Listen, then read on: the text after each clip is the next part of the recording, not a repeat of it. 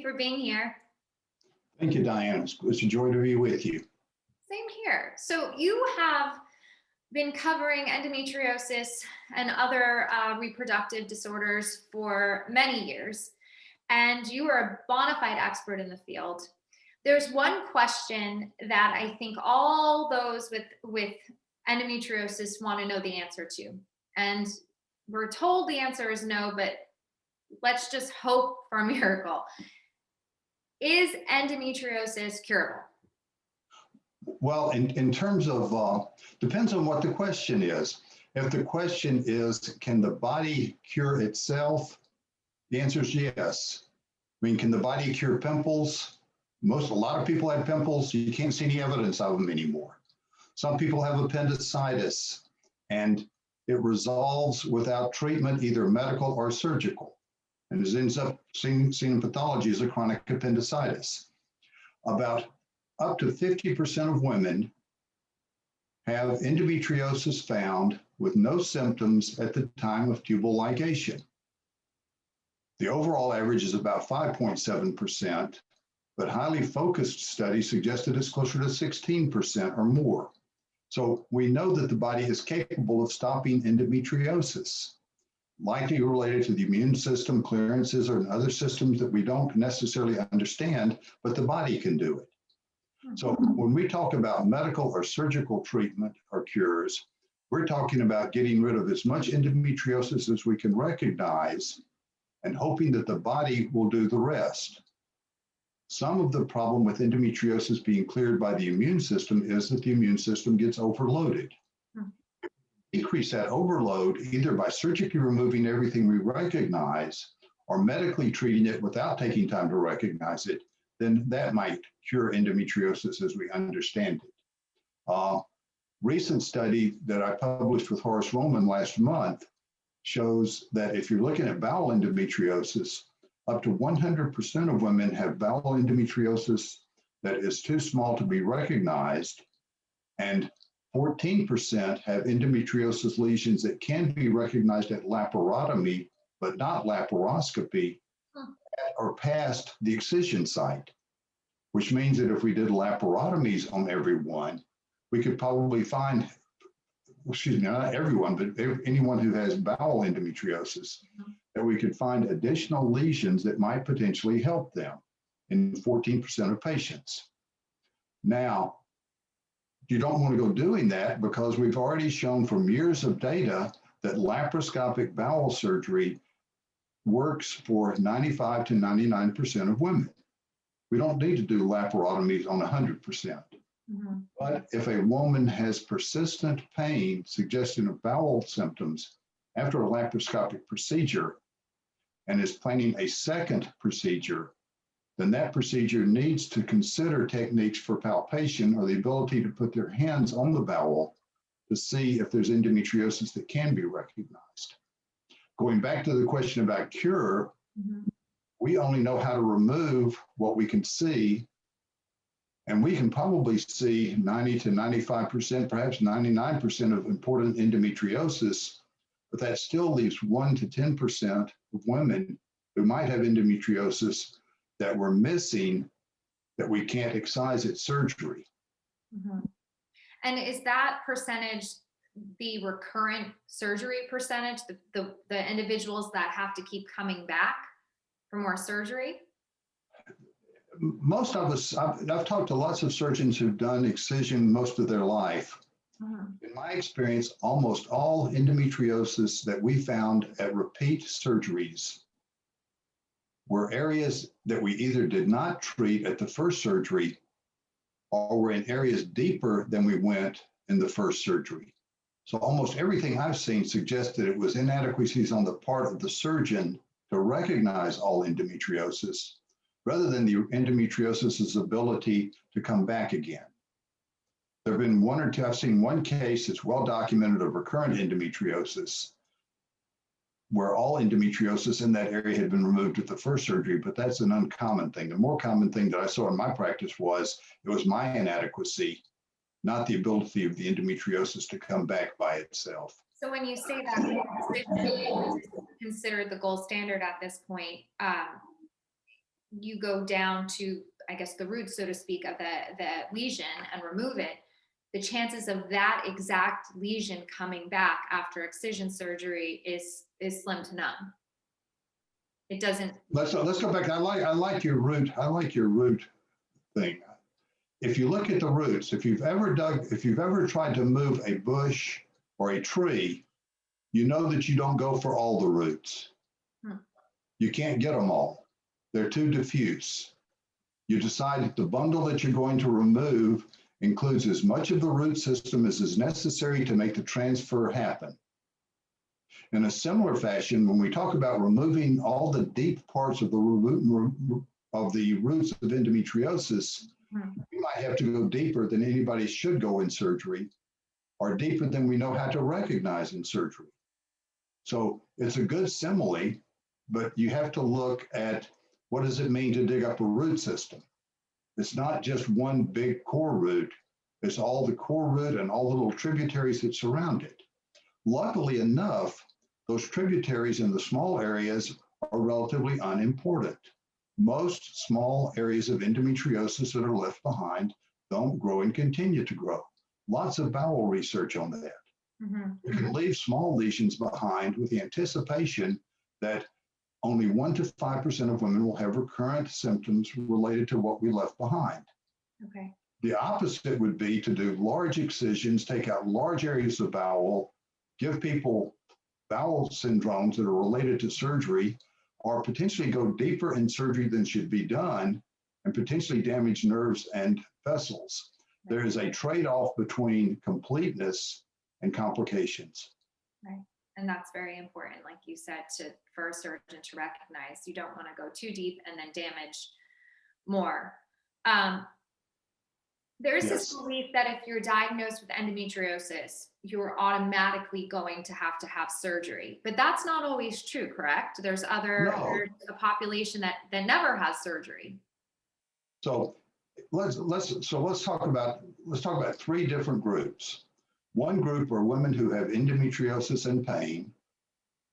Another group has endometriosis and infertility, but no pain. And for infertility, that's about 85% of all infertility patients with endometriosis. They don't have pain. It interferes probably immunologically, but there's no pain. And the third group are women who are coincidentally found to have endometriosis at the time of tubal ligation or other surgery. At a minimum, that's 5.7%. That group is greater than the ones who have pain. So we have 3 groups we're dealing with. If it's found coincidentally at the time of a tubal ligation, then long-term studies at 10 to 12 years show those patients do as well as patients who didn't have endometriosis. There's no obvious advantage to that group of women to have excision of their endometriosis. If we look at the women with infertility, then in vitro fertilization or medical therapy is likely better than surgery. And if it's an immunologic problem, medical treatment is significantly less expensive and less complicated and has fewer complications in surgery. Going back to the group that we're most concerned about, and that's women with endometriosis and pain, then in that group, surgery is almost always, not always needed, but it's commonly needed because there's no way to know for sure what's going on without surgery. If it's superficial endometriosis, there's a chance that medication's all that they need because the immune system may kick in. But the only way you would know that it's superficial is to go in and remove it and measure it. You can't distinguish superficial from deep without surgically removing it. But why is it that certain individuals have endometriosis pain and then other individuals have endometriosis, but they don't have any symptoms? They're not symptomatic. One of the best questions in the world. It's not only endometriosis, it's also pimples and appendicitis. It's a lot of diseases. Why do some pimples that are so ugly you can't stand them only show up when you look at yourself in the mirror? I mean, you can get great big shiners that are non-painful, as opposed to small pimples that make your face feel like it's going to fall off. I hope you didn't have those, but I sure had those, and a lot of other people had those. Appendicitis can do that. We can have appendicitis that's so quiet that the body will cure it, and it will show up later as a chronic appendicitis that is relatively unimportant. Endometriosis can do the same thing. It probably has to do with how much scar tissue is around it, how much is causing that scar tissue to expand, how much pressure that's putting on nerves. Is it involving nerves? Some of the worst sciatic pain, and you can see these in the reports by Passover in Switzerland, are from endometriosis that has infiltrated the sciatic nerve, and that goes back to recognition. That frequently cannot be seen at laparoscopy. He can pick that up based on exam and calculate where it is based on neurologic exam. He can sometimes find it on MRI, but he's done close to 400 cases of sciatic endometriosis, of which 30% are near the sciatic nerve and 70% are near the sciatic nerve and 30% infiltrate the sciatic nerve. Those are the kind of things that you miss unless you do very specific testing.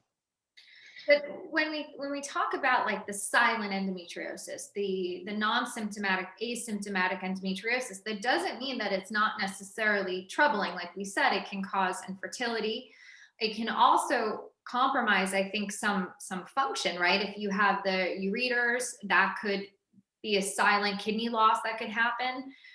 I mean, how? Yeah, and luckily enough, that's a rarity. Unfortunately, if you're the one who's in the rarity, it's 100%. Mm-hmm. So for those, I've had three patients lose kidneys. I know of patients who've lost both kidneys to silent endometriosis. You just don't know it's there.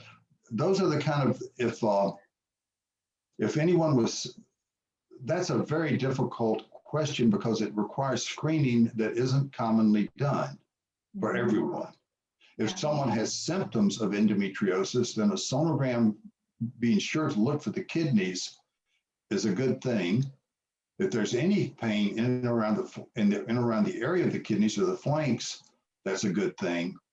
Or for someone who has no symptoms at all, that's just a frightening concept because it can do tremendous amount of damage and you never know what happened. Mm-hmm. As I talked about, I had three patients in my life who lost one kidney that way. None of them were from the Memphis. So I remember, for those of you who don't know, I was in the Memphis area for 39 years after I left Baltimore. But in that 39 years, I saw no one from the Memphis area who had that. All three of my patients were referred from outside of our area. So it happens, but it's something that happens at a level that you look at nationally, not locally. So when do you, as someone who's suffering with symptoms of what you think is endometriosis, and when do you say, okay, I can't live like this anymore? I've tried hormone therapies, that didn't work. When does the surgeon make the call of this is the time for you to undergo excision? I think the American College has good guidelines on that. If someone has gone 6 months without adequate response to non-steroidal anti-inflammatory agents and birth control pills, it's time to look inside and see what's going on. We don't need to wait 7 to 10 years to make that decision. And that 6 months doesn't mean that every time a new doctor sees her that they've got to start again. The new doctor needs to take that into consideration that this is not a new thing to that patient. Just in terms of, let me go back on 1 second and talk about the literature. There's an anomaly in the literature that I think needs to be carefully examined. And that is the literature distinguishes between mild, moderate, and severe dysmenorrhea. My interpretation is that by the time somebody has decided to go see a doctor, it's all classified as severe. Women don't go to see doctors for mild, moderate cramps. Women with mild and moderate cramps have been trained their whole life to normalize that pain and accept it. By the time somebody gets to a doctor, it's all severe.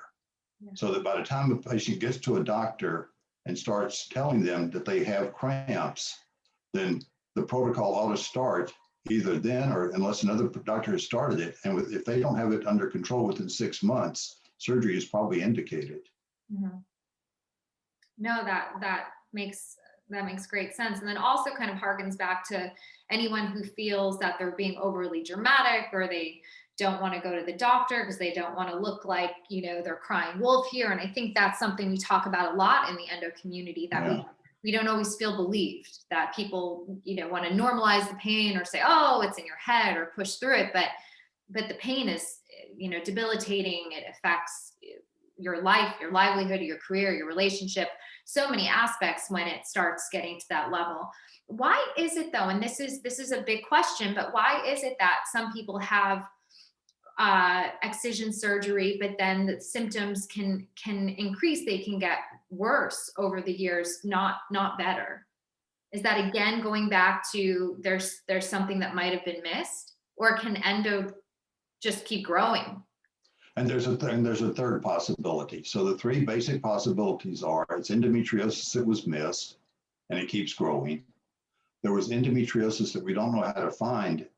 Excuse me, that's variation on the first one. There was endometriosis that was missed and that we really don't know how to find. There is endometriosis that is coming back, and that women have other reasons for having pain than endometriosis, and endometriosis can be coincidental. For other reasons, we worry about things like interstitial cystitis, irritable bowel syndrome, and related to endometriosis, chronic sensitization, some sort of central sensitization of the nerves. So it is your mind remembering the pain rather than the actual pain itself. It's like a phantom limb pain. Wow. Those kind of problems. So that gets into a very complex sort of discussion. In that situation, let me go back to a tangent to that. When that happens, then some physicians start calling this a psychiatric disease. Those kind of things are not psychiatric. In my practice, psychiatrists almost never helped that type patient. More commonly, the people who helped were psychologists and mental health counselors. And the best mental health counselors we found were the ones who had been trained in social work. Because social workers were trained in the model that these patients have economic and social situations that they're never going to get out of. So how do they best handle unsolvable social and economic situations? When those counselors go into endometriosis treatment, the same model happens. Our patients have unsolvable pain and other issues that we don't know how to cure. So what is the best way to try to control them? Well, that makes sense. That makes sense. But I also feel like from someone with endo, when a doctor might say, here, go see a therapist, you almost feel like a knee-jerk reaction of, I'm not crazy. I don't need a mental health therapist. I need someone to figure out why I'm sick. Yeah, unfortunately, you're correct. A lot of men, women, it makes no difference what sex this one is. Nobody likes to see a counselor. They all think that it's inadequacy on their part. The reality is, most of us are under enough stress in this day and time that we need some sort of stress counseling. Whether that is yoga, mindfulness, a mental health counselor, a psychologist, I'll leave that up to you. But something more than just ignoring it is needed. And I wish the reaction weren't and the reaction to my answer, I wish the reaction to my answer weren't that I'm healthy, I don't need any of that, but that's a common answer. But that answer, and I believe that there should always be a holistic approach to wellness, right? So you should always pay attention to your mind, because that does influence how you feel 100%. However, if an individual knows their body and they're saying, I know that something's wrong and something's missed, and do you think that they should continue to look for medical intervention on that, especially if they haven't had another surgery or they haven't tried a new hormone therapy or whatever it might be, but they're getting cyclical pain, they're having the same symptoms, sciatic leg pain, bloating, flank pain, whatever it might be, and they're saying, hey, listen, it's great to go see a counselor, but this pain is real. Yeah, I don't mean to say, so when I talk about seeing counselors or psychologists or doing mindfulness, I'm not talking about treating endometriosis. I'm talking about treating the symptoms. Right. What you're asking is, how do we treat endometriosis? So we have to go back to that. The initial treatment of endometriosis requires that you find someone who understands it. And unfortunately, that can be difficult. There are very few physicians in the world right now who understand what Mark Passover understands. I mean, the neurologic aspects of how to diagnose sciatic endometriosis are extremely complex and difficult. We have a few patients in the United States, few physicians in the United States who I know have been trained in his techniques, but until we have large numbers of people trained in his techniques, things like sciatic endometriosis are going to be difficult for anyone to recognize. There are larger numbers of physicians who are trained in excision, so that we have larger groups of physicians who can treat that. And then an even greater number of physicians who can do coagulation that will take care of most superficial endometriosis. But as I said before, you can't tell if it's superficial or deep until you excise it. So late or coagulated endometriosis, you take a chance on ablation or coagulation of deep endometriosis, which really won't work for deep. It'll work for superficial, but not deep. And you don't know that until you've, unfortunately, that's a retrospective sort of statement rather than a prospective statement. So if 1 and 2 opinions don't work, sometimes 3 and 4 opinions, and hopefully you'll find someone who has the capability of understanding exactly where they're looking. Right. I think that's the frustration with the diagnosis of endo, is that there's still so much that's not understood about the disease, even throughout the medical community, that you feel as a patient, you're kind of spinning your wheels because, again, you go back to, I know something's wrong with me. I'm tracking my cycle. I know it's connected, but no one can really get to the bottom of it. And it's almost like the princess and the pea, where if you have that pea in the mattress, it's going to keep you up all night. And I feel like that's like an endo lesion. If it's somewhere in the body on pressing on a nerve, it could be the smallest thing, but it's creating havoc throughout your entire system. Yeah, and that's one of the most frustrating. That's frustrating not only for women or potentially men who have symptoms, not only anyone who has symptoms, but it's also frustrating for the physicians who know that they don't know as much as they need to know, which is everyone I know. That's every physician I know who looks at this carefully. I know right now that I still don't know enough to take care of all the endometriosis that I read about. If you were to put me in and tell me to do a Mark Passover exam on a patient right now, I'm incapable of doing that. But that type of exam didn't come up until after I retired, so that there was really no reason for me in retirement to go back and learn those techniques. Right. But the study of endometriosis, as you said before, I've been looking at this for a long time. My first discussions, my first understanding of endometriosis was by Armin Hindi, who's retired from Emory University. He's in North Carolina now. But in 1950, we talked about the devastating effects of endometriosis. So I'm right now in my 51st year of worrying about this, and I still don't know everything I need to know. And it's easy to understand why that frustrates patients. Yes. And thank you for being so candid, especially someone of your platform. And as a patient, I find myself frustrated all the time. Frustrated that I don't understand my own functions of my own body. Frustrated that it's not so easy to just call and get a test and say yes, no, what's wrong. And I know that I'm one of many in that boat. I would love to continue our conversations here on EndoTv. Let's talk, period, because there is a lot more to cover, Dr. Martin. Yes. And I love that too. Thank you. I appreciate your time today. Thank you, Diana. I hope we can do this again.